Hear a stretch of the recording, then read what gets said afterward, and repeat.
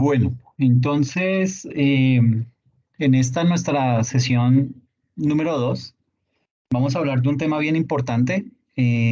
Digamos que resulta ser preponderante dentro de los estándares internacionales y es todo lo que tiene que ver con el reconocimiento y la medición de una transacción al interior de la contabilidad de una organización y cómo lo ve el estándar internacional. Entonces, digamos que para esta sesión, nuestro contenido está organizado de la siguiente manera. Vamos a hablar en primera instancia de lo que es el principio de reconocimiento. Luego hablaremos acerca de lo que es el principio de medición. Hablaremos de la jerarquía del valor razonable. Y por último, eh, aterrizaremos lo que hemos visto con el desarrollo de un caso práctico. ¿Listo? Entonces, en primera instancia, digamos que, ¿qué es eso del reconocimiento? ¿A qué hace referencia ese principio del reconocimiento? Digamos que el estándar internacional indica que el reconocimiento es el proceso de incorporación de los elementos a los estados financieros. Ahora, hay que tener presente lo siguiente, y es que el reconocimiento en los estados financieros primarios. ¿Cuáles son los estados financieros primarios? El estado de situación financiera, que era el antiguo balance general, el estado de resultados, el estado de cambios en el patrimonio y el estado de flujos de efectivo. Entonces, lo que nos dice es que el reconocimiento de los estados financieros primarios no puede ser reemplazado con la revelación en las notas a los estados financieros. ¿Qué es la revelación en las notas a los estados financieros? Voy a entrar aquí a salirme un momentico y vamos a mirar lo siguiente.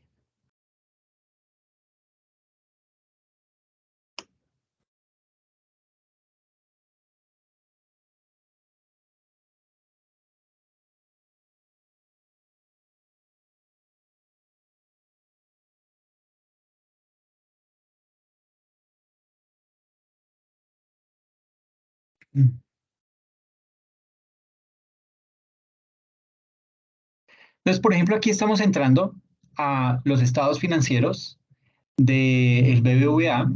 Esto está, permítanme lo ampliamos un poquito. Pues este es básicamente el estado financiero, el estado de situación financiera del BBVA acá en Colombia. Es un estado financiero con corte al 31 de diciembre de 2021 y se debe comparar, digamos que eso es una obligación que viene implícita dentro del estándar internacional y nos indica que todo estado financiero debe ser comparable, por lo menos con el año o con el periodo inmediatamente anterior.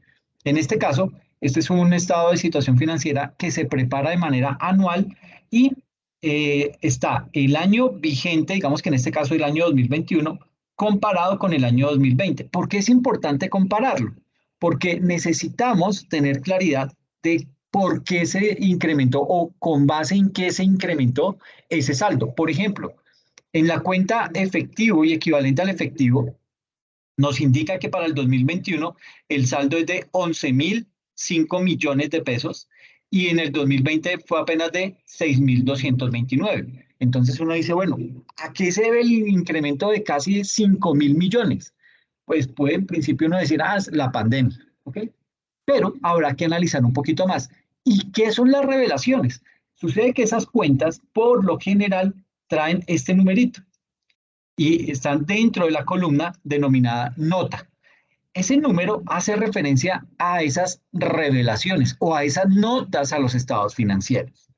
Cuando uno mira dentro de las notas a los estados financieros y va y busca ese 8, pues le va a decir, mire, subió el incremento que tuvimos en efectivo y equivalente al efectivo se debe a que tuvimos más transacciones, a que pudimos hacer más negocios internacionales, la razón que sea, viene ahí especificada. ¿Por qué lo especifican de esa manera? Porque aquella persona que quiera leer estos estados financieros, pues va a querer como mínimo saber por qué el incremento o por qué decreció una cuenta entre un periodo y otro. ¿Ok? Eh, este estado financiero, pues simplemente aquí me trae los estados financieros, pero no me está mostrando las notas a los estados financieros. Mire que todos la mayor cantidad de cuentas tienen esas notas, ¿ok? Entonces, lo que voy a hacer es, voy a buscar un estado financiero del BBVA, pero consolidado. Miremos este. Entonces, mire, aquí ya es de 231 páginas, informe consolidado del 2022. Y básicamente ese informe lo que nos trae, digamos que viene la carta del revisor fiscal, en donde dice qué novedades encontró, si está de acuerdo con los estados financieros, todas las observaciones que él tenga bien, las refleja ahí en este informe. Entonces, es lo primero con lo que arranca un informe financiero. ¿Listo? Entonces, ahí está todo lo que indicó el revisor fiscal. Luego viene lo que es la certificación del representante legal y el contador general. Y luego ya vienen los estados financieros, cada uno con sus notas. Entonces, miren que aquí arrancamos con la nota número 7. Entonces, voy a ir a buscar las notas a los estados financieros. Dentro de un informe como estos, el grueso son las notas a los estados financieros. ¿Por qué? Porque ahí vienen todas las explicaciones que se quieran dar de una cuenta específica. Por ejemplo, en este informe estamos comparando el año 2022 con el 2021. En el 2022, el banco tuvo 10.312 millones de pesos y en el 2021 tuvo 11.029. Entonces, lo que vamos a mirar es por qué bajó esa cuenta, qué pasó en esa época. Entonces, nos vamos a buscar esos estados financieros, esas notas a los estados financieros. Mire que arrancó con el número 7. Les faltan 6 notas ahí que deben decirnos algo, ¿sí? Entonces, aquí ya está, notas a los estados financieros consolidados. La nota al estado financiero número 1 es la entidad reportante. ¿Quién es el BBVA? ¿Qué hace? ¿A qué se dedica el BBVA? Esa es la nota número 1. Da ahí un resumen, como es su patrimonio. La nota número 2 son las bases de preparación y presentación de los estados financieros consolidados. Entonces trae un poco de normatividad, ¿sí? Indicando cómo, cuál es el soporte legal para haber desarrollado este tipo de informes financieros. Esa es la nota financiera, la nota de los estados financieros número 2. La 3 habla acerca de las principales políticas contables para la preparación y presentación de los estados financieros consolidados.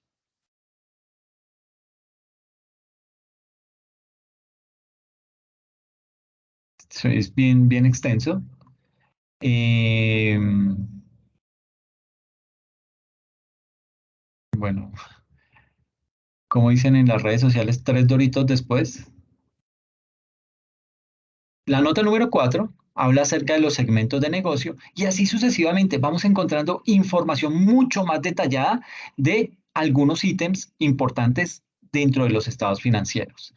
La nota 5 habla de la maduración de activos y vencimiento de pasivos. La que queremos ver es la 7. La 6 habla de transacciones en moneda extranjera y la 7 habla del efectivo y equivalentes del efectivo. Entonces nos empieza a contar ahí, mire, tuvimos los saldos a 2022 en caja, tenemos 2.654 millones, en el 2021 tuvimos 2.400, y comienza a hacerse una serie de análisis. Miren los depósitos en el Banco de la República, en el 2021 eran de 2.455, para el 2022 bajó a 936. ¿Qué pudo haber pasado ahí? ¿Sí? Entonces, pues básicamente habrá que leer todo lo que nos quiere decir este informe. Aquí habla acerca de lo que es el encaje bancario, ¿sí? Ahí posiblemente viene la explicación de la disminución del monto dentro del Banco de la República. Y así sucesivamente. Luego empieza a hablar de lo que son los activos financieros de inversión y así sucesivamente. Miramos apenas en la página 69. Básicamente, de notas de los estados financieros, casi que me atrevo a decirle que son 200 páginas de las 231 que tiene este informe. Entonces, miren lo importante que es eso. Pero dentro de lo que estamos hablando en el reconocimiento, lo que nos quiere decir la norma es que no por el hecho de que tengamos dentro de la elaboración de nuestros estados financieros la potestad de explicar en las notas a los estados financieros alguna cuestión relevante, no quiere decir que entonces vamos a hacer reconocimiento de una transacción a la topa tolondra y simplemente nos dedicamos en las notas a los estados financieros ponernos a explicar cuenta por cuenta. Eso no tiene ningún sentido, ¿ok? Tenemos que ponerle lógica y coherencia a las transacciones contables. ¿Qué es el reconocimiento, por ejemplo? Bueno, ahorita les doy ejemplos. Quedémonos, mientras tanto, con esta sección. El reconocimiento de los estados financieros primarios no puede ser reemplazado con la revelación en las notas a los estados financieros. Eso es lo primero. Segundo, ahora sí, ¿qué es el reconocimiento? Entonces, básicamente, la recomendación y la buena práctica que se debe implementar entre los implicados con la contabilidad, es decir, el área contable, el contador como líder, ¿sí? Posiblemente el revisor fiscal, el representante legal. Entonces, esa recomendación y esa buena práctica que se debe, eh, llamémoslo, arraigar entre todos los implicados de la contabilidad en una organización, es tener bien claro los conceptos y los requerimientos que dan las NIF para cada una de esas partidas que se quieren presentar en los estados financieros. ¿Qué nos quiere decir eso? Que nos invita a que vayamos primero y nos documentemos, o sea, comprendamos realmente qué tipo o cuál es la definición de una cuenta contable. ¿Para qué? Para poder tener claridad de al momento de que recibamos una transacción, cómo la vamos a catalogar, cómo la vamos a reconocer dentro de nuestra contabilidad. Entonces, básicamente, aquí ¿qué tiene el marco conceptual? El marco conceptual lo que tiene, eso es como un gran glosario, ¿sí? Tiene una gran cantidad de definiciones. Y lo primero que debemos hacer nosotros, que pertenecemos al área contable, es leernos esas definiciones que trae el marco conceptual, ¿ok? Por ejemplo, dentro de el reconocimiento, aquí tenemos la primera definición que hace referencia al activo. Nos da la definición de qué es un activo y nos dice que activo es un recurso controlado, y esta palabrita es bien importante, controlado por la entidad como resultado de sucesos pasados y del cual se espera obtener unos beneficios económicos en el futuro. ¿Qué significa esta palabra controlado? Pues básicamente me está indicando que no necesariamente activo es algo que me pertenece, ¿ok? Hoy en día, y gracias al estándar internacional, se tiene a bien, y bueno, y todo lo que implica la dinámica de negocios hoy en día, las empresas por lo general ya no son dueñas de muchas cosas, ¿sí?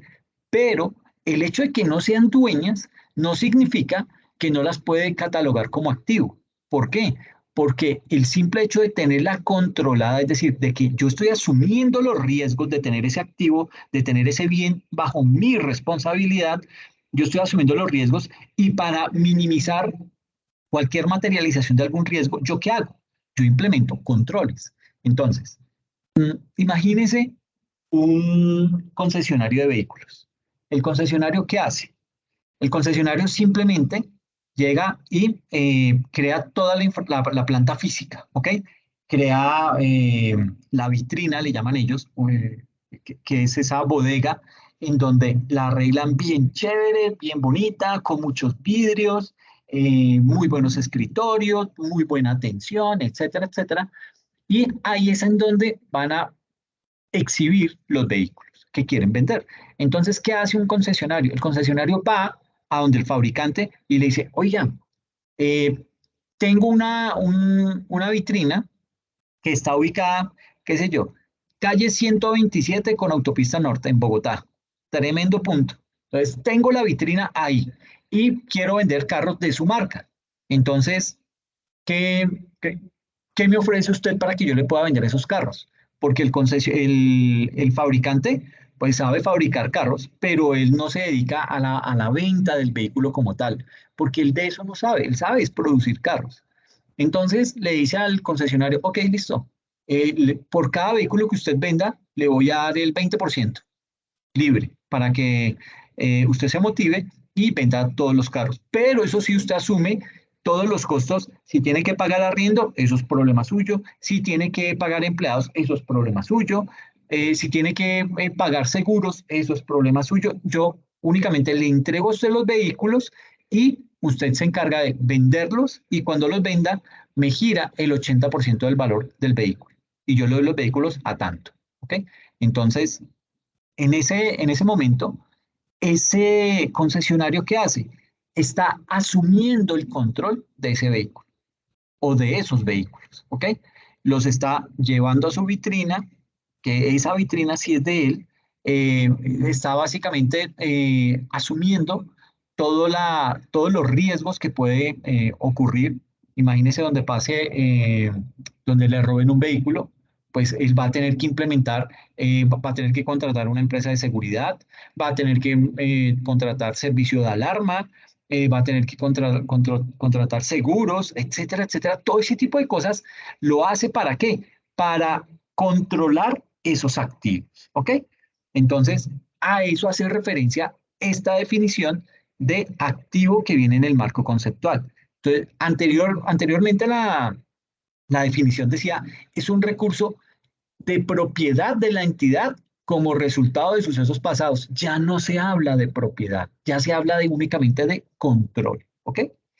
Eso es digamos que la definición de activo. La de pasivo nos indica lo siguiente, nos dice el marco conceptual que pasivo es una obligación presente de una entidad surgida de sucesos pasados al vencimiento de la cual, y para poderla cancelar, es decir, para poder finiquitar esa obligación, la entidad espera desprenderse de unos recursos que incorporan unos beneficios económicos.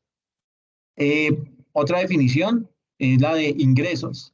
Ingresos en el marco conceptual indica que son incrementos en los beneficios económicos producidos a lo largo del periodo sobre el cual se informa, ya sea como entradas o incrementos de valor en los activos o decrementos de las obligaciones.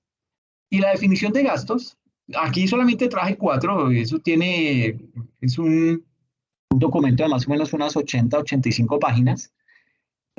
La definición de gastos indica que son los decrementos en los beneficios económicos producidos a lo largo del periodo sobre el que se informa a manera de salidas o disminuciones del valor de los activos o bien por la generación o aumento de los pasivos. Entonces, básicamente, eh, digamos que la norma nos dice, bueno, ¿tiene dudas para reconocer una transacción? Vaya primero al marco conceptual. Luego, de llegar al marco conceptual, pase ahora sí a la norma, a la NIF, que es, digamos que la NIF que le atañe a ese tipo de transacción. Entonces, si es, por ejemplo, algo que tiene que ver con instrumentos financieros, entonces yo voy al marco conceptual, me documento frente al tema de los instrumentos financieros, qué es un instrumento financiero, cuáles son los tipos de instrumentos financieros, para qué sirven, todo ese tipo de cosas lo encuentro en el marco conceptual y ya sabiendo que eso, qué es un instrumento financiero, ahora sí me remito a la NIF para poder identificar contablemente las diferentes reglas que debo aplicar o que debo tener en cuenta para poder registrar ese instrumento financiero dentro de mi contabilidad. Entonces, primero acudo al marco conceptual y luego sí voy, digamos, a la NIF 7 que me habla acerca de los instrumentos financieros. ¿Ok? Entonces, primero acudo al marco conceptual, luego a la norma internacional. ¿Listo? Digamos que frente a este principio de reconocimiento, es bien importante analizar cada partida, pero cada partida hay que analizarla de forma individual y verificar que esa partida cumpla con los siguientes aspectos. El primero de esos aspectos es que las partidas deben tener la posibilidad de generar una entrada o generar también una salida de beneficios económicos. ¿A quién? A la empresa. Y en segunda instancia, que las partidas deben tener un valor que sea medido con fiabilidad. ¿Ok? Entonces, hay una cuestión importante que se me olvidaba decirles y es, eh, supongamos que estamos iniciando una empresa, ¿sí?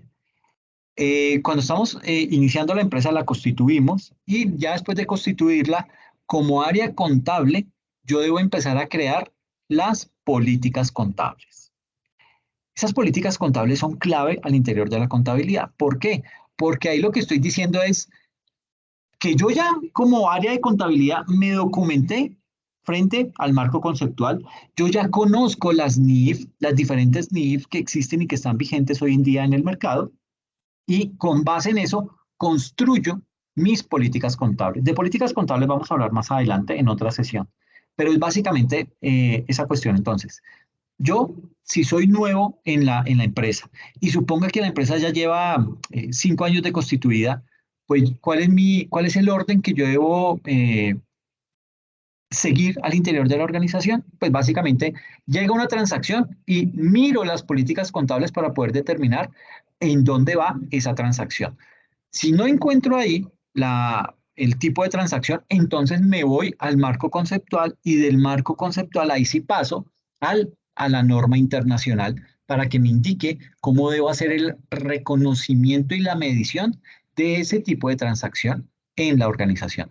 No se preocupen que si algo no están si de pronto está muy confuso el tema, con el caso práctico nos va a quedar totalmente claro. Pero digamos que debo entrar en detalle con toda esa eh, definición para que el tema nos quede completamente abordado.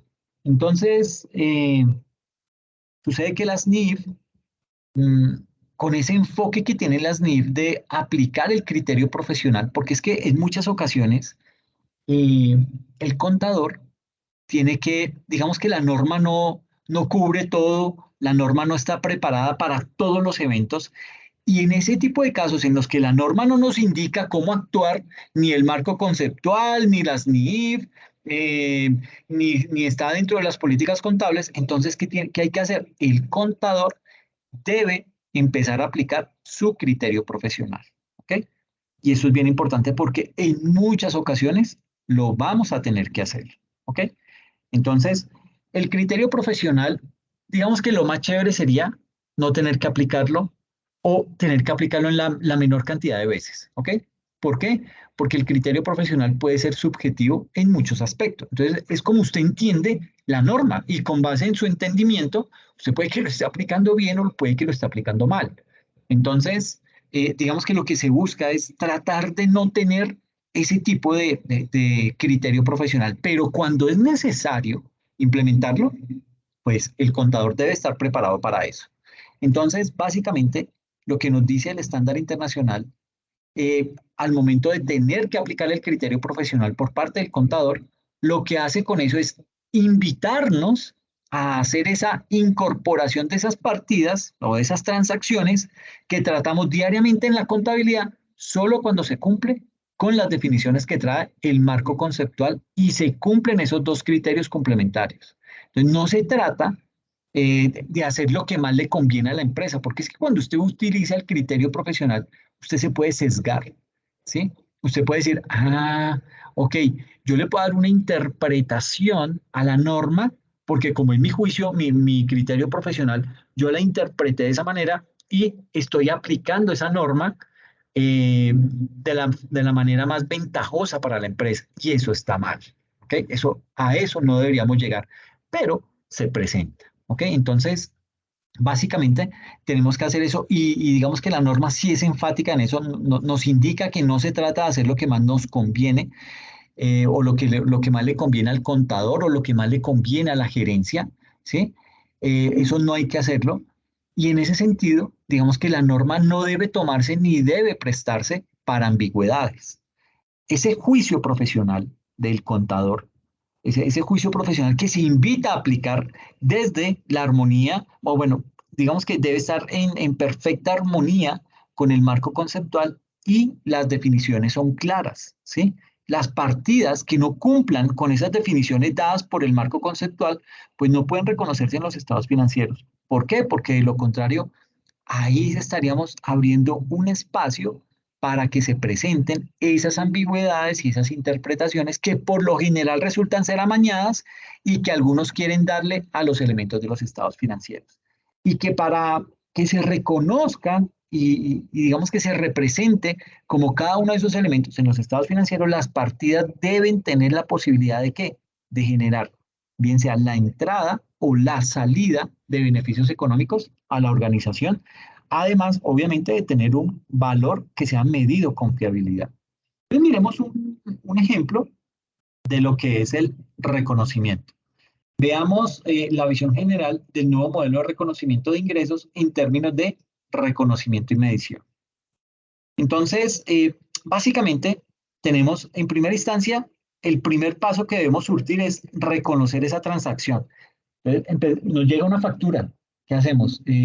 Esa, ¿será que ese bien que se adquirió, eso es un activo o es un inventario o es un pertenece a propiedad, planta y equipo o es más bien un activo que que vamos a arrendar?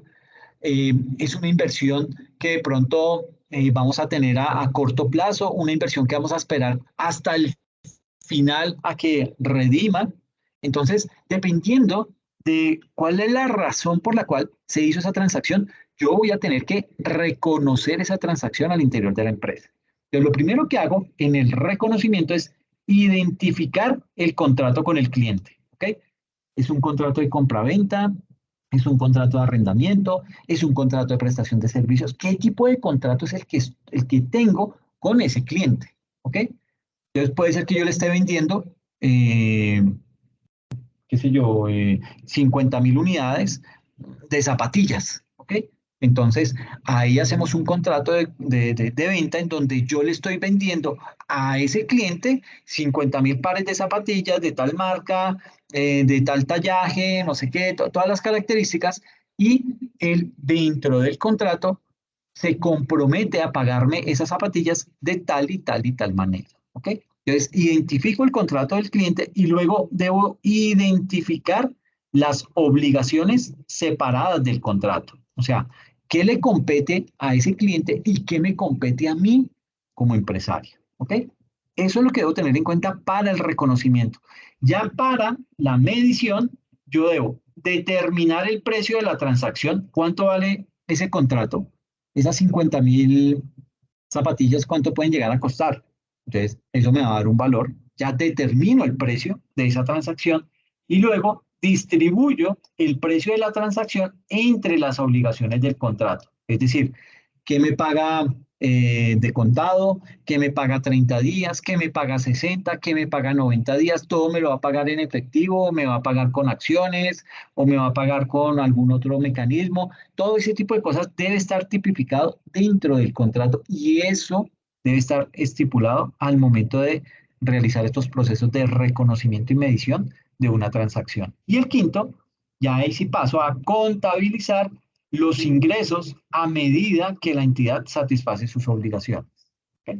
Entonces, básicamente esto es lo, digamos que el flujo que se debe seguir al momento de registrar una transacción dentro de la contabilidad. Y usted dirá, uy, pero eso es larguísimo, entonces si somos una empresa contable que tiene muchas transacciones, pues nos vamos a envejecer haciendo esto. Pues digamos que al comienzo nos va a doler, ¿sí? Hasta que entendamos, hasta que le cojamos la práctica al tema y ya después va a ser mucho más fácil y la dinámica se va a acelerar, ¿ok? Pero el comienzo es un poquito largo, ¿ok? ¿Cuáles son entonces los requisitos para ese reconocimiento? Pues digamos que el reconocimiento requiere tres requisitos. ¿Cuáles son? El cumplimiento de la definición, que sean probables los flujos de efectivo asociados al elemento y el último, que el elemento se pueda medir con fiabilidad. Esos son todos los tres requisitos que se necesitan para realizar un reconocimiento. Entonces, cuando hablamos del cumplimiento de la definición, digamos que digamos que los elementos, o sea, lo que se busca con este primer requisito para el reconocimiento es que los elementos cumplan con la definición para ser reconocidos. El cumplimiento de esa definición tiene implícito una relevancia a la información. ¿Por qué? Porque los elementos tienen capacidad para poder influir en la estimación de los flujos de efectivo futuros. Ahora bien, este tipo de condiciones, digamos que no es suficiente. Es necesario que esa información supere un doble análisis que está relacionado con la relevancia de la transacción y con la fiabilidad de esa transacción. ¿Ok? Por ejemplo, si usted llega con una mercancía y dice, mire, esta mercancía la traje de China, entonces yo lo más probable que le diga como contador es, bueno, muéstreme el certificado de nacionalización de esa mercancía. No, es que esa la traje a escondidas, un amigo me hizo el favor y fue que fue que. Entonces ya ahí ya no hay fiabilidad en esa transacción, porque no tengo la debida confianza en que esos materiales que ingresaron o que pretenden ingresarlos a la organización y por ende a la contabilidad, pues no surtieron el debido proceso. Y ahí ya empezamos con problemas. ¿Ok? El segundo requisito a que hace referencia, que sean probables los flujos de efectivo asociados al elemento. Entonces, aquí lo que nos dice es que los elementos se deben reconocer cuando, digamos que en todo hay un grado de incertidumbre. Entonces, debemos reconocer esos elementos de esa transacción cuando ese grado de incertidumbre que rodea esos flujos de efectivo que se van a derivar está controlado en unos niveles aceptables por el usuario.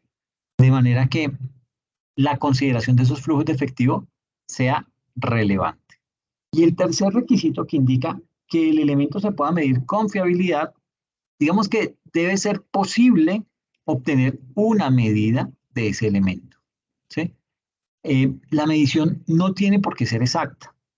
Digamos que la incertidumbre es un elemento que forma parte del proceso de formulación de los estados financieros. Ahora, uno lo que sí debe hacer, si bien es cierto, en todas las transacciones puede que haya un grado de incertidumbre, lo que uno tiene que hacer es minimizar ese tipo de situaciones, ¿no? O sea, que eso no se vuelva la costumbre al interior de la organización. Entonces, digamos que esa medición no tiene por qué ser exacta. ¿Por qué? Porque la incertidumbre forma parte del proceso de formulación de los estados financieros. Sucede que a la información se le exige que esa información esté libre de error. Y para poder evitar que esa información esté libre de error, se recurre en ocasiones a revelar información en las notas a los estados financieros sobre los procesos para medir y en los casos más traídos de los cabellos, con un rango muy amplio de mediciones probables, es muchísimo más confiable revelar estas circunstancias en las notas que reconocer un valor eh, altamente incierto. Entonces, frente a ese tema de la incertidumbre puede estar orientada a tres aspectos. Incertidumbre a la existencia de los elementos, incertidumbre a los flujos de efectivo que se deriven en forma de cobros o de pagos de esos elementos, y la tercera, incertidumbre a la medición de los elementos. ¿Ok? Ahora, eh, ejemplos de reconocimiento de activos. Aquí vamos a jugar un poquito. Eh, Tenemos un caso. El caso 1 me dice, una entidad con actividad inmobiliaria, es decir, negocia propiedades con la intención de venderlas para obtener una ganancia a mediano plazo, nos pregunta, ¿es correcto reconocer esas propiedades como propiedad, planta y equipo? ¿O las debo reconocer como propiedades de inversión? ¿O las debo reconocer como inventarios? ¿Ustedes qué creen que puede pasar en ese tipo de casos?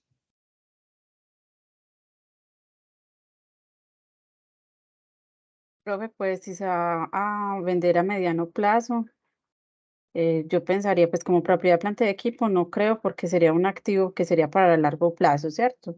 Sería una propiedad de inversión, eh, pensaría yo, no como inventarios, pero estoy como en la duda. Ok, pero entonces hay que tener en Yo, cuenta, sí, dime, perdón, profe. tranquila, tranquila. Em, pues en cuanto a lo que dice Catalina, por el contrario, a mí sí me parece que sería como una propiedad de inversión. Ok, ¿por qué? Porque es una actividad inmobiliaria, o sea, es como, pues son inmuebles, sí entiendo que es lo que compra. Entonces realiza una inversión de finca raíz para más adelante tener una ganancia, o sea, ganar sobre esa inversión que realizó en un inicio. Ok, entonces los invito a que hagamos el siguiente ejercicio. Y eso es chévere que empecemos a opinar porque vamos perfeccionando el concepto. Entonces, nos están diciendo que es una entidad con actividad inmobiliaria, es decir, estamos hablando de una inmobiliaria que se dedica ¿a qué hace una inmobiliaria? Compra, vende y arrienda bienes inmuebles. ¿Ok? Entonces Entonces, sería un inventario. eh, Bueno, perfeccionémoslo a ver y damos la definición más correcta. Entonces, lo primero es que es una actividad inmobiliaria. Y me dice, eh, compramos, bueno, negociamos propiedades con la intención de venderlas, o sea, compramos bienes inmuebles para luego venderlos y en esa negociación poder obtener una utilidad, ¿ok? Que es una utilidad a mediano plazo, a largo plazo, como sea, pero vamos a obtener una utilidad gracias a esa compra que hicimos de ese inmueble y que lo vendemos a un precio mucho más alto. Entonces, si dijéramos que vamos a reconocer esa propiedad que acabamos de adquirir con la intención de venderla y obtener una utilidad y la vamos a reconocer como propiedad, planta y equipo, tenemos que mirar primero qué significa propiedad, planta y equipo. Entonces, propiedad, planta y equipo son aquellos bienes que utilizamos para el desarrollo del objeto social. Aquí, comprar una casa, siendo nosotros una inmobiliaria, vamos a comprar una casa, pues esa casa no la vamos a utilizar ni para oficinas, ahí no vamos a armar casas, no vamos a tener nada que tenga que ver con el desarrollo del objeto social de la empresa. Entonces, descartado de raíz esa propiedad, planta y equipo. Nos queda la propiedad de inversión. Entonces, habrá que mirar cuál es la definición de propiedad de inversión. Entonces, la propiedad de inversión, ¿qué es? Es la compra de un activo, de una propiedad, planta y equipo, que yo no voy a utilizar para el desarrollo de mi actividad, para el desarrollo de mi objeto social, pero de ese espero obtener unos ingresos. ¿Por qué? Porque por lo general lo arriendo. Entonces, ¿qué pasa? Yo tengo mi empresa y encontré un gangazo. Al frente están vendiendo el edificio. Digo, bueno, ¿cuánto me da? ¿Cuánto me lo vende? No, deme 2.000 millones. Digo, hermano, tengo 950 millones ya. Se los doy ya y salimos de eso. Usted se desprende de ese bien y tome su platica. El tipo me dice, mire, ¿sabe qué? Lo dejo en 1.000 y ya, olvidémonos de eso. Listo, 1.000 millones. Ok, le compré eso, tengo ya esa propiedad, como la tengo identificada como propiedad, planta y equipo en el comienzo. Pero ¿qué pasa? Que yo digo, miércoles, yo no me fijé, no me di cuenta que esa propiedad, ese edificio que acabo de adquirir, tengo que meterle la mano porque toda la tubería interna es galvanizada, tengo que cambiar la PVC, tengo que hacer una serie de arreglos y de adecuaciones que me van a demandar tiempo y que me van a demandar recursos. Entonces yo digo, no, hermano, no tengo toda esa plata, acabo de desprenderme de 1.000 millones y tengo que meterle como 350 millones más. Entonces, no, no tengo esa plata. ¿Qué hago? Digo, ok, no lo voy a usar para mi empresa, sino que lo voy a arrendar. Entonces le digo, pongo el aviso, me llegó otra empresa, me dice, sí, me interesa ese edificio, necesito ahí tener las oficinas porque la bodega la tengo a la vuelta. Digo, perfecto, se lo arriendo en tanto. Entonces, ahí se convierte en una propiedad de inversión. ¿Por qué? Porque a pesar que es un bien inmueble que me pertenece como organización, no lo estoy utilizando para el desarrollo del objeto social, sino que lo arriendo y estoy obteniendo unos ingresos, pero lo tengo catalogado como propiedad de inversión. Entonces, en este caso tampoco aplicaría para esa actividad inmobiliaria, esa compra de esa casa que acabamos de hacer para luego venderla y obtener la utilidad, no me aplica como propiedad de inversión. ¿Ok? Entonces, la última que me queda es como inventario. Y ese tipo de propiedades comerciales forman parte del inventario del comerciante inmobiliario. ¿Ok? Son activos que se mantienen para la venta en el curso normal de sus operaciones. En este caso en particular, estas propiedades comerciales no son propiedades de inversión, ni tampoco se pueden considerar como propiedad, planta y equipo de ese comerciante inmobiliario, porque él las está rotando. ¿Ok? Él necesita venderlas de nuevo para obtener utilidades y seguir manejando el flujo normal de su negocio. Entonces hay que tener presente a qué nos dedicamos, cuál es nuestro modelo de negocio y con base en eso poder reconocer esas transacciones. ¿Sí, sí nos quedó claro? Sí, profe, entonces ahí básicamente nos enfocamos como en el objeto de la actividad de la empresa, ¿cierto? Exacto. También tenemos que tener en cuenta a qué se dedica realmente la empresa. ¿sí? En este caso, pues es claro, nos dice que es una inmobiliaria, la inmobiliaria tiene actividad inmobiliaria, es decir, compra, vende y arrienda bienes inmuebles, y pues teniendo en cuenta eso, ya uno dice, ah, miércoles, esa bodega o esa finca que compró este agente inmobiliario no es propiedad, planta y equipo, no es propiedad de inversión, sino que pasa a ser un bien que va a estar dentro de sus inventarios, porque en cualquier momento va a salir de eso y en esa negociación va a obtener una utilidad. Veamos otro caso para que nos dé un poquito más de claridad. ¿Listo? Nos dice, un hotel debe reconocerse como propiedad, planta y equipo o como una propiedad de inversión. Mm, Aquí hay varias cositas que entran en juego. Me voy a anticipar, no les voy a preguntar, sino voy a responderla de una vez para tener claridad sobre el tema. Nos dice, ¿será que ese hotel lo podemos reconocer como propiedad, planta y equipo? Depende. ¿Depende de qué? Sucede que para este tipo de casos, el determinante clave es si el dueño de ese hotel actúa como operador del hotel o como propietario. Por ejemplo, si la fuente principal del ingreso proviene de la ocupación diaria o semanal del hotel y el dueño proporciona servicios directamente a los huéspedes, en este caso el hotel es una propiedad que se usa en la producción de servicios. ¿Ok? Es propiedad, planta y equipo.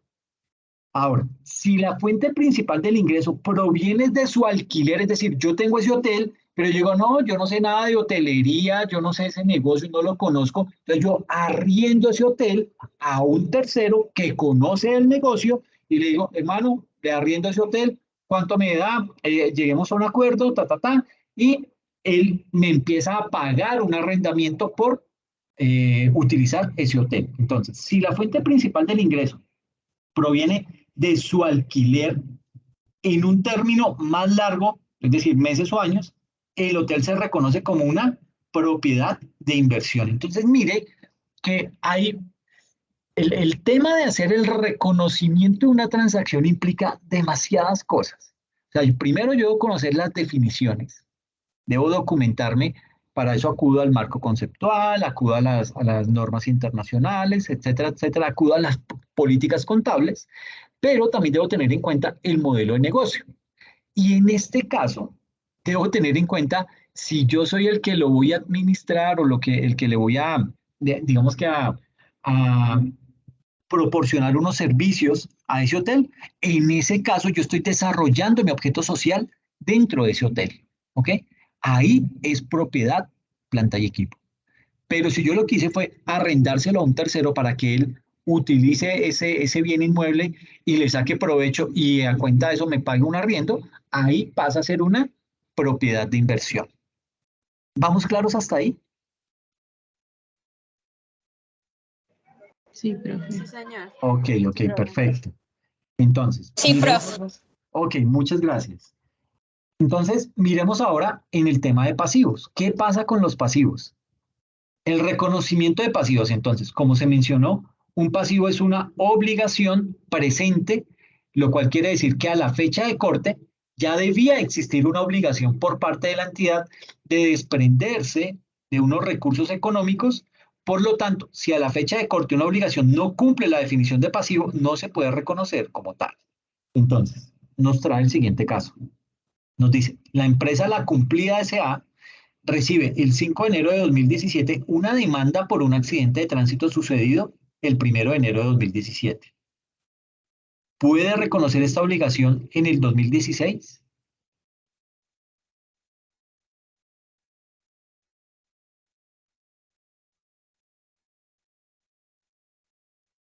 ¿Qué opinan? No, no lo puede reconocer porque no ha ocurrido en el año 2016, ocurrió en el año 2017 y se supone que debe de existir ya la obligación. Perfecto. En este caso, no se puede incluir en el cierre de diciembre de 2016 esta situación, ni reconocer una provisión o un pasivo al respecto, dado que al 31 de diciembre del año 2016 ese hecho no existía. O sea, no teníamos esa obligación, entonces no podemos reconocer ese pasivo en el año inmediatamente anterior. así haya ocurrido el 1 de enero, el 2 de enero, no importa. El cierre contable fue el 31 de diciembre de 2016. Hasta ahí se hizo el corte. Ya lo que ocurra desde el 1 de enero en adelante, ya eso es otro periodo contable. Muy bien, ¿fuiste tú, Verónica? Sí, señor. Ok, muchas gracias. Veamos otro ejemplo. Nos dice lo siguiente. En el mismo ejemplo anterior, el del accidente, se realiza un supuesto de que el accidente ocurrió el 29 de diciembre de 2016 y la demanda llegó el 5 de enero de 2017. ¿Puede reconocerse esta obligación en el 2016?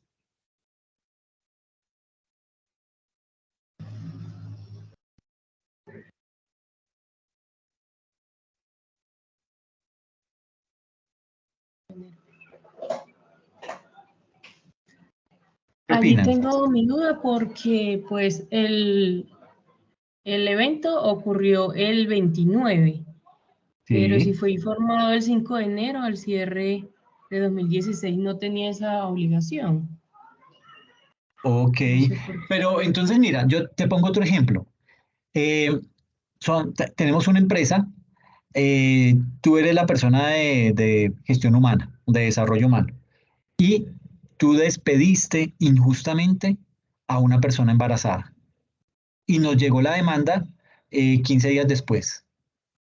¿Qué tuvimos que haber hecho antes? O sea, a sabiendas que esa mujer estaba embarazada y así y todo la despedimos, así nos hayan notificado después de la demanda que ella impuso, nosotros qué tuvimos que haber hecho anteriormente si ya conocíamos la situación. Una provisión. Exactamente, eso Ah, es, Verónica, eso es lo que uno hace. Entonces, como al 31 de diciembre ya se tenía una obligación, ¿por qué? Porque la demanda, es decir, el accidente ocurrió el 29 de diciembre del 2016. Entonces, yo ya sé que eso pasó, ¿qué debo hacer? Yo debo reconocer esa provisión para sopesar esta situación. ¿Ok? Muy bien, Verónica. Ahora, otro caso. La empresa Lista S.A. tiene la intención de ampliar sus instalaciones para el año 2019. ¿Puede reconocerse esto como una obligación?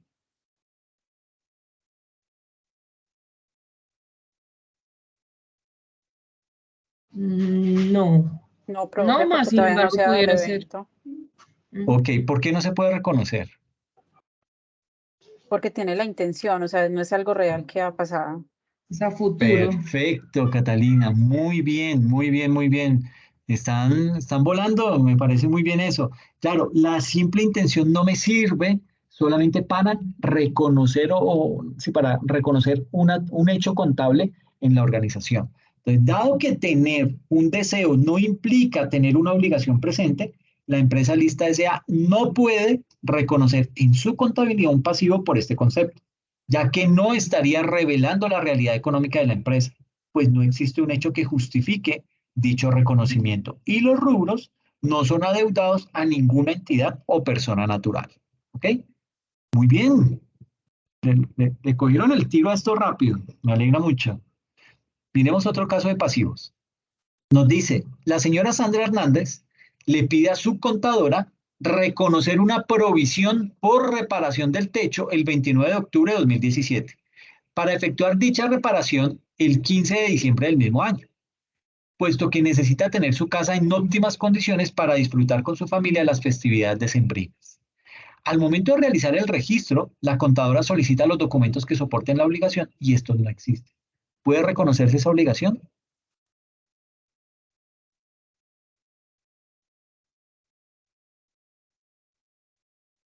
Profe, yo pensaría que no, pues si no existe documento, siquiera pues como ah, Per- un pedido, una orden o Perfecto. algo, no, no se podría hacer nada. Perfecto, muy bien. Esos deseos o esos ánimos de ejecutar algo no son lo mismo que una obligación presente. La provisión para arreglar el techo se reconoce cuando ya exista una obligación de pagarle a un maestro de obra o a una empresa de construcción.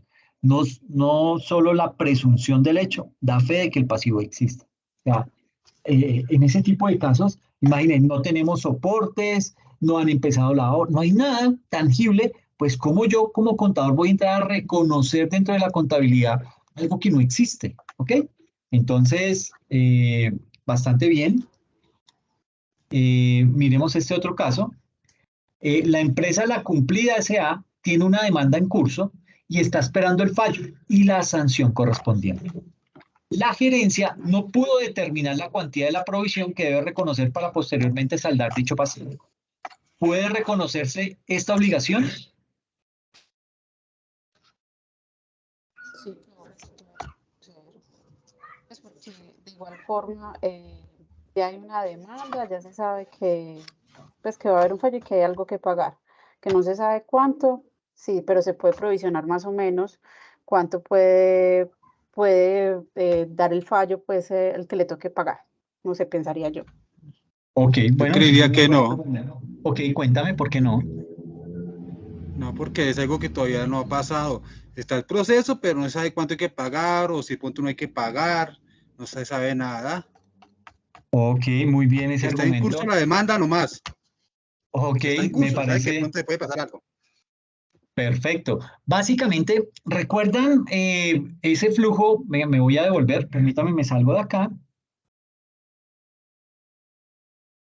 Este flujo que yo les mostraba acá, en donde les decía eh, que para hacer el reconocimiento debo surtir dos pasos, que son el reconocimiento como tal. Entonces reconocimos que hay una demanda, hay una posible obligación, pero debo hacer la medición y esa medición debe ser fiable.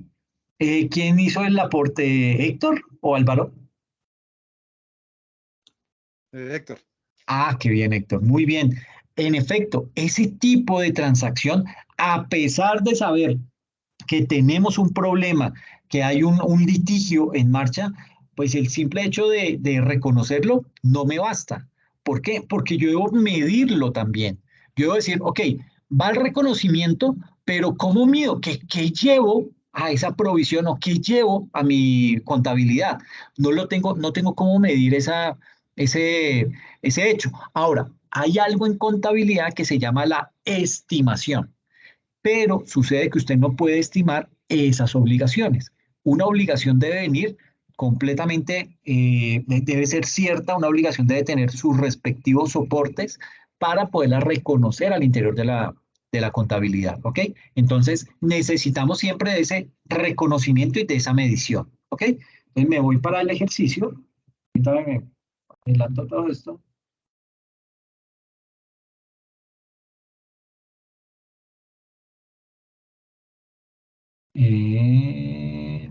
Esto no era. Entonces, era este. La empresa Cumplida S.A. tiene una demanda en curso y está esperando el fallo y la sanción correspondiente. La gerencia no pudo determinar la cuantía de la provisión que debe reconocerse para posteriormente saldar dicho pasivo. Entonces, al no tener, digamos que todos los insumos o toda la información para poder realizar el proceso de medición, yo no puedo reconocer eso todavía dentro de mi contabilidad. Entonces, una obligación presente debe ser cierta, debe ser verificable. En los casos en los que no se puede establecer de una manera fiable el monto a reconocer, a pesar de contar con una obligación, no se reconoce un pasivo, pues una condición para reconocer el pasivo es la medición fiable. En este caso, la entidad debe revelar la contingencia en lugar de reconocer una provisión. ¿Okay? Entonces, miren que son varios los casos que se nos pueden llegar a presentar. Mire este otro. Nos indica que un juez decide que la penalidad que debe asumir la señora Marcela Rojas es pedir disculpas en público por haberse referido en malos términos del señor Lucio Medina. ¿Puede reconocerse esta obligación?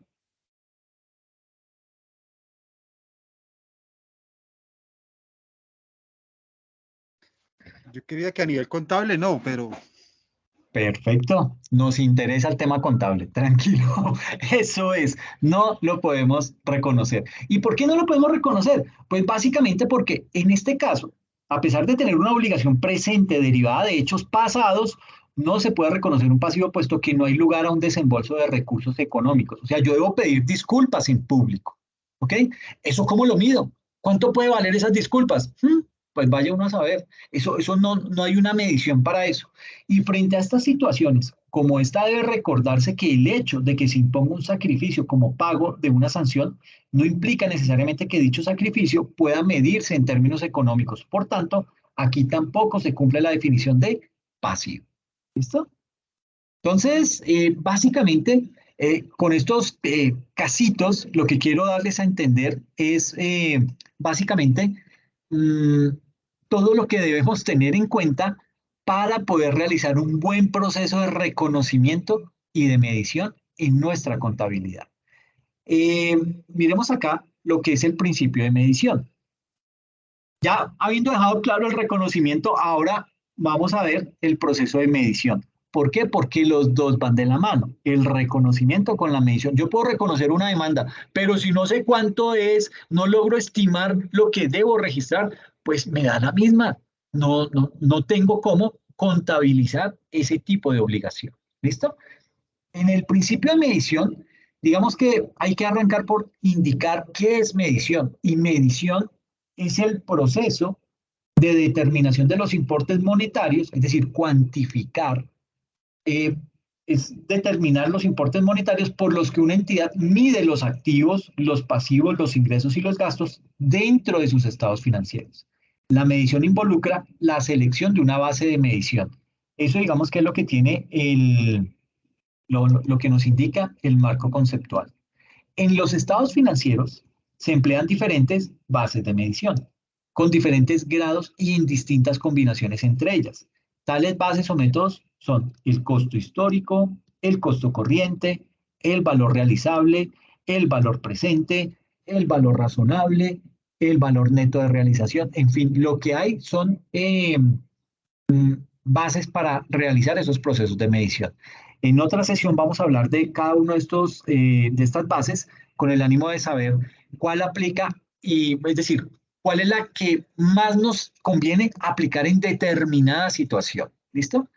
Entonces, básicamente, el proceso de medición para los elementos que, como les decía, que integran el estado de situación financiera, ese es un proceso continuado en el tiempo. Mientras que como organización, ese elemento lo tenemos nosotros controlado. Ese elemento está siendo controlado por la entidad. Una vez nos desprendamos de ese bien, pues ya hasta ahí llegó el proceso de medición. Pero mientras lo tengamos controlado, nosotros debemos estar realizando ese proceso de medición de manera continua. De ahí que la medición tiene lugar en dos momentos. En el reconocimiento. O sea, cuando estamos reconociendo esa demanda, decimos, ok, es una demanda porque miércoles cometimos una infracción de tránsito. ¿Y cuánto vale? No sabemos porque es que se pasó un semáforo en rojo, pero eso derivó en un accidente. Ese accidente tuvo heridos y pues, no se sabe cuánto es. Entonces, al no tenerlo cuantificado, yo no lo puedo llevar a la contabilidad. Entonces, cuando yo ya tengo eso plenamente identificado, me dice, sí señor, son 14 millones de pesos. Ok, reconozco ese pasivo, lo mido en 14 millones de pesos y en ese momento esa medición se denomina medición inicial. ¿Ok? ¿Por qué? Porque reconocí la transacción y aparte la logré medir. ¿Listo? Entonces, tengo los soportes, soy consciente que eso pasó, soy consciente que debo esa obligación y la creo dentro de mi contabilidad. Ahí se realizó el primer momento de esa medición y se denomina medición inicial. Pero ¿qué pasa? Sucede que el proceso se dilató, los abogados empezaron a darle largas y largas y largas a ese tema y no se logró definir el tema. Entonces, al cierre del periodo contable, es mi obligación volver a realizar el proceso de medición de ese bien. Por eso se dice que mientras yo controle ese bien, en este caso tengo una obligación, mientras yo la tenga, yo debo realizar el proceso de medición de forma continua. ¿Y qué es de forma continua? Que dentro del mismo periodo contable realice el proceso de medición inicial y el proceso de medición posterior o medición final. ¿Listo? Entonces, a 31 de diciembre yo digo, bueno, ¿qué pasó con la demanda esa del conductor que se pasó el semáforo en rojo y generó un accidente y todo eso? No, doctor, todavía eso lo tienen en proceso, no han definido, quisimos llegar a un acuerdo, no lo aceptaron, están pidiendo más plata, no sé qué, es más. Ok, entonces voy a hacer el cierre de esa obligación a 31 de diciembre por el valor que hasta ahora tenemos contado. Entonces sería los mismos 14 millones. Si de pronto hay pactado intereses o alguna cosa, habrá que mirar con detenimiento de quién es la culpa de la demora, si aplican los intereses en mi contra o no le debo aplicar intereses. Habrá que analizar bien la demanda, en cuyo caso si tiene intereses, pues debo calcularlos y decir, ok, ya no debo 14 millones, sino 17.800.000. Miércoles, entonces, bueno, hay que agilizar ese proceso, no podemos seguir con eso toda la vida, etcétera, etcétera. Entonces ahí mire que realizamos 2 veces el proceso de medición. La medición al momento del reconocimiento de esa obligación y la medición al cierre del periodo contable. ¿Ok? Así se hace eso. Pero, ¿qué va a pasar? Que puede que usted no llegó hasta 31 de diciembre.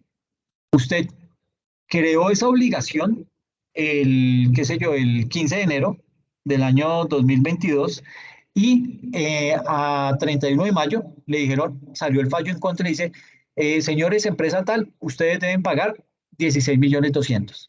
Ok, listo. Ahí, como yo ya sé que eso es, hago la medición posterior de eso, registro esa última medición, la contabilicé en 14 millones inicialmente y ahora la estoy cerrando posteriormente el proceso de medición en 16.200.000 y cancelo esa obligación.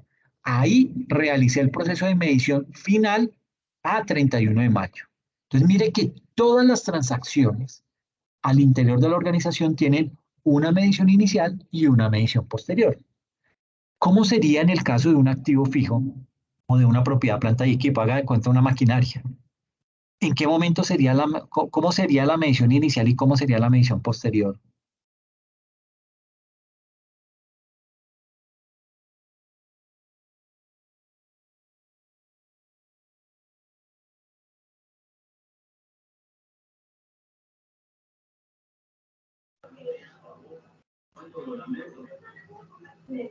Cuéntame, Verónica. La medición, sí, la medición inicial sería pues el valor cuando adquirí el activo. Bien, muy bien. Y la medición final sería con los beneficios obtenidos por el activo. Bueno, digamos que vas por el camino. Héctor, ¿quieres decir algo? Ah, no, yo pensé que el valor inicial es una cosa y ya, el valor final ya hay que evaluar la depreciación que tuvo la maquinaria. Exacto, Héctor. Esa es la medición posterior. El valor de la maquinaria, el valor inicial, menos el desgaste que ha tenido por su uso al interior de la organización. Entonces, si yo compro una maquinaria en 15 millones, esa maquinaria al final del periodo no me vale 17 millones. ¿Por qué? Porque ha sufrido un desgaste. Y ese desgaste se denomina depreciación. Y la depreciación es un menor valor del activo. Entonces, si yo he calculado que la depreciación de esa máquina es de 1.500.000, entonces a 15 millones le resto 1.500.000 y a 31 de diciembre esa maquinaria ya no me vale 15 millones, sino que me vale 13.500.000. ¿Sí me hice entender? Sí, señor. Ok, perfecto. Entonces, miren que esa medición final tiene muchas implicaciones. Entonces, yo debo evaluar si de pronto esa medición posterior va a ser un mayor valor, ¿sí? Porque eso puede pasar con los instrumentos financieros. Yo hice una inversión de 100 millones de pesos y la tengo a una tasa de interés del 12% efectivo anual, entonces yo no voy a recibir los mismos 100 millones de pesos, yo voy a recibir, haciendo el cálculo, digamos que 109 millones de pesos. O sea, el capital más los intereses. Entonces, ese es el proceso de medición posterior. En el caso de una propiedad, planta y equipo, pues yo tengo que calcularle la depreciación, ¿ok? Esa depreciación es un menor valor de ese activo y esa es mi medición posterior, ¿ok? Entonces, mire que son muchas los ítems que debemos tener en cuenta para poder llegar a deducir correctamente cuál es la medición inicial y cuál es la medición posterior. Pero ahí es a donde entran todos estos elementos. El costo histórico, el costo corriente, el valor realizable, el valor presente, el valor neto de realización, el valor razonable, etcétera, etcétera. Entonces, hay muchos mecanismos y cada uno de esos los vamos a ir viendo con el propósito de ir teniendo un buen entendimiento de cada uno de esos ítems. ¿Ok? Entonces, digamos que la elección de las bases de medición se realiza al nivel de cada norma concreta. En algunas ocasiones, esas bases de medición se dejan a juicio del contador. En alguna literatura ustedes van a encontrar que no dice el contador, sino el preparador de la información. Entonces, en algunas ocasiones, ese criterio se deja a juicio del contador. eh, digamos que se le deja una medida alternativa cuando digamos que, ¿qué debe pasar para que él tenga que utilizar su juicio? Cuando la base de medición no se puede obtener con suficiente fidelidad. Entonces, bueno, necesitamos hacer el cierre contable. ¿Cómo hacemos para determinar cuánto es lo que estamos debiendo de esa multa que no nos han logrado indicar? Ok, entonces hacemos una estimación. Mire, esa multa, estimamos que los intereses son de tanto, porque hicimos un análisis o encontramos que un caso similar le cobraron tanto de intereses a la persona que cometió el accidente, entonces estimamos que va a ser la misma tasa que nos van a cobrar y con base en eso hicimos la liquidación y logramos realizar el proceso de medición posterior de esa obligación a 31 de diciembre. Entonces, cuando no existen todos los elementos para poder realizar un proceso de medición, la norma internacional me dice, ok, no tiene los elementos, no tiene el soporte como tal, haga una estimación de cuál va a ser esa medición posterior. ¿Ok? En el caso de la demanda, pues digamos que uno mira un caso similar, se documenta frente al tema, puede que le pegue, puede que se descache, no, pero digamos que es una estimación. Ahora, para realizar un proceso de estimación contable, pues también hay que tratar de tener herramientas que nos permitan realizar una estimación lo más certera posible. No va a ser una certeza del 100%, pero tampoco va a ser un descache de que solamente le acerté al 2% y me descaché un 98%, ¿no? Porque entonces, pues, básicamente usted es malo para hacer estimaciones, es lo que nos van a decir. Entonces, básicamente ese tema de estimación no es simplemente decir, vale 16 millones la demanda, yo calculo que nos van a cobrar 18. No, pero ¿de dónde? ¿Sí? ¿Por qué? Porque hay que tener una base lo más certera o lo más aproximada posible a lo que nos puede llegar a costar. Porque cuando la DIAN nos diga, bueno, inspección, señor empresario, muéstrame los libros de contabilidad, miremos los gastos, los costos y gastos, porque yo estoy sospechando que usted me infló esos datos. ¿Cómo llega a esa conclusión la DIAN? Muy fácil. La DIAN hoy en día ya tiene toda la información que le llega vía declaraciones de renta que le estamos presentando y además vía información exógena y vía facturación electrónica y vía nómina electrónica y después va a llegar la contabilidad electrónica y todo ese tipo de cosas electrónicas hacen que la DIAN tenga toda la información. Entonces, ¿qué pasa? La DIAN comienza a agrupar las empresas por el código CIU. Entonces dice, todas las empresas manufactureras, bueno, no todas. Entonces dice, empresas manufactureras de calzado, ¿ok? Son estas de este código CIU y las agrupa todas.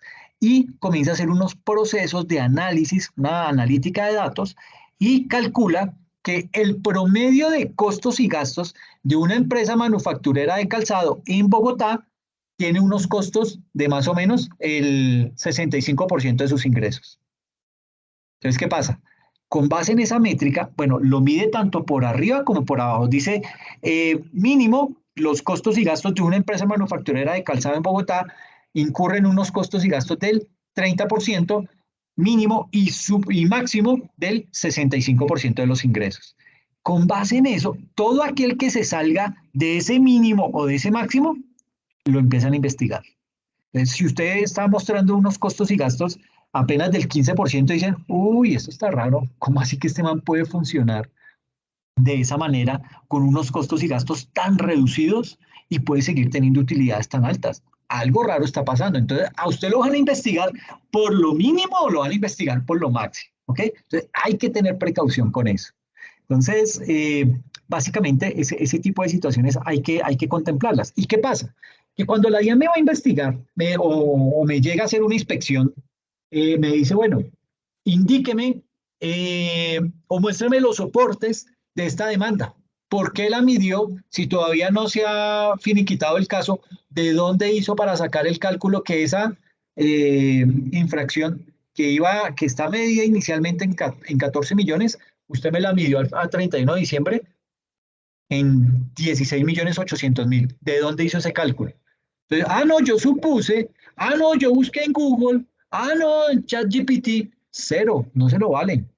Usted debe tener un documento que indique cuál fue la metodología que utilizó para poder hacer ese tipo de cálculo. Entonces usted puede sacar de alguna norma, una resolución que encontró que dice a fulano de tal, a la empresa tal, en el año 2022 que tuvo un accidente e incurrió en este tipo de costos y gastos, el proceso se dilató, no pudieron llegar a un acuerdo, se prolongó por 2 años, cada año tuvo un incremento de tanto por ciento, entonces de ahí nos pegamos. Entonces usted puede decir, eso es jurisprudencia, ¿sí? ¿Por qué? Porque ya hay un caso que me dijo que así lo trataron. Entonces yo utilicé ese criterio. Bueno, puede que el inspector diga, no, no se lo valgo. Usted no me puede reconocer eso de esa manera. Usted tiene que hacer esto, esto y esto. Entonces, es función nuestra como contadores proceder a investigar con total detenimiento cuáles son las mejores metodologías para realizar estimaciones contables, ¿ok? Y esa estimación debe estar documentada para que no nos pase lo que les estoy contando ahorita, que llega el inspector y le dice, muéstreme de dónde sacó usted ese dato. Y usted no tiene ese soporte que justifique esas cifras, ¿ok? Entonces, bueno, yo creo que esto es un poquito más denso. Yo creo que dejémoslo acá. La próxima sesión continuamos mirando este tema de la medición y vamos a ver un caso práctico en donde vamos a hacer un análisis de el reconocimiento y la medición. ¿Listo? A través de este caso, de una compra de inversiones. ¿Listo? Entonces, no sé si hay alguna inquietud, alguna duda al respecto.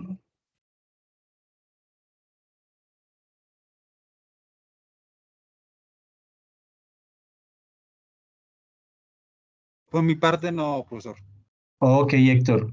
La mía Pues yo sí tampoco. No, quiero, profe. ok, Verónica. Yo lo que sí quiero es felicitarlos por la participación del día de hoy. Me alegra muchísimo. Mira, aquí no hay respuestas malas, ¿ok?